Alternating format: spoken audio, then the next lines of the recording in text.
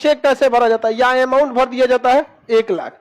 यहाँ आपको वर्ड में लिखना पड़ता है इस लाइन में, फर्स्ट लाइन के नीचे सेकंड लाइन में 2 लाइन जगह होता है आपके किस चीज के भरने के लिए, अमाउंट को भरने के लिए। तो यहाँ भरेगा 1 lakh only, 1 lakh only, only लगा देना जरूरी है, नहीं तो पता चला आप 1 लाख दिए हैं उधर या इधर या इसे खींच देना जरूरी है। पता चला कि आप ऐसे 1 लाख बनाए हैं, ऐसे कुछ नहीं खींचे तो 0 बढ़ा देगा, समझ में क्या। अब ये लेकिन यहाँ पे फिर गड़बड़ा जाएगा, यहाँ इसको 10 कैसे बना पाएगा। और जहां गोजिएगा इस तरह से 10 तो बैंक मैनेजर वापस भेज देगा, कहेगा कि यहाँ साइन करा के लाओ जिसका चेक है।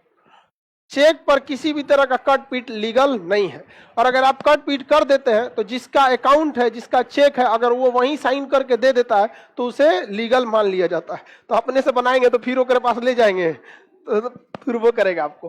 तो पूरा बढ़िया से आपको भर के रखना है। तो यहाँ चेक भर दिए 1 लाख भर दिया इसे, यहाँ भी क्या लिखेंगे 1 लाख, 1 लाख ओनली। अब यहां ध्यान से समझिए, इस चेक पर डेट लिखा जाता है, कोई भी डेट, आज का जैसे 10 तारीख है, 10/05/2022, यहां से यह डेट 3 महीने तक आगे का इस पैसा को आप भजा सकते हैं। समझ गया कि नहीं आ गया।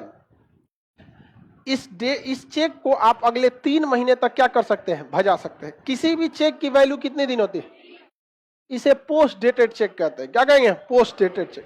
कितने दिन वैल्यू होती है पोस्ट डेटेड, यानी डेट बीत जाने के 3 महीने बाद तक आप चेक का पैसा भजा सकते हैं। ठीक है। अगर इस चेक पर किसी का नाम नहीं लिखा हुआ है, सादा है, तो यहां पहले से क्या लिखा है, बियरर। अगर इस चेक पर किसी का नाम नहीं लिखा हुआ है तो इस चेक क्या हो जाएगा, बियरर। बियरर मतलब क्या होता है, धारक, जिसके हाथ में उसी को पैसा मिल जाएगा। बशर्ते यहाँ पे इसको अपना क्या करना पड़ेगा, साइन करना पड़ेगा। यहाँ पे अपना कुछ गोश पात के क्या करना पड़ेगा, साइन करना पड़ेगा। इसे साइन हो गया, इसका क्या हो गया, साइन हो गया। अब यहाँ पे ये कर दिए साइन, यहाँ पे लिख दिए अमाउंट, यहाँ पे लिख दिए उसका ये, और यहाँ अगर खाली छोड़ दिए हैं, क्या छोड़ दिए हैं, खाली छोड़ दिए, तो हो गया काम खत्म। अब ये बैंक में जो पैसा ले जाएगा उसी को बैंक मैनेजर क्या दे देगा, पैसा। अगर कहीं ये ले जाते में गिर गया और कोनो दूसरा आदमी पा गया तो वही हो गया बेयरर, मतलब धारक जिसके पास है। अब गिर गया, आप खोजते रहिए, वो ले जाके बैंक में दे देगा, दे ससुरा तुम हमारे पास है, वो लेगा पैसा लेके चल दिया। तो सबसे रिस्की चेक कौन होता है, बेयरर चेक। जिसके हाथ में पैसा उसी का है, जिसके हाथ में, तो बेयरर चेक होता है।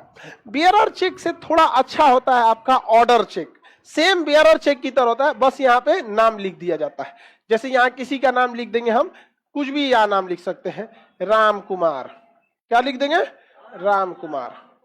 अब ये जब राम कुमार जाएंगे ना पैसा लेकर, तो ये पैसा किसको देगा, राम कुमार, और किसी को नहीं देगा, ये राम कुमार को ही पैसा देगा। अब पता चलेगा कौन ही राम कुमार है, तो उस राम कुमार से आधार कार्ड ले लेगा और एगो फॉर्म भरवा देगा, समझ में गया कि नहीं होगा, और उस पर लिखवा देगा आधार कार्ड आपका, अब लेके जाइए आपका।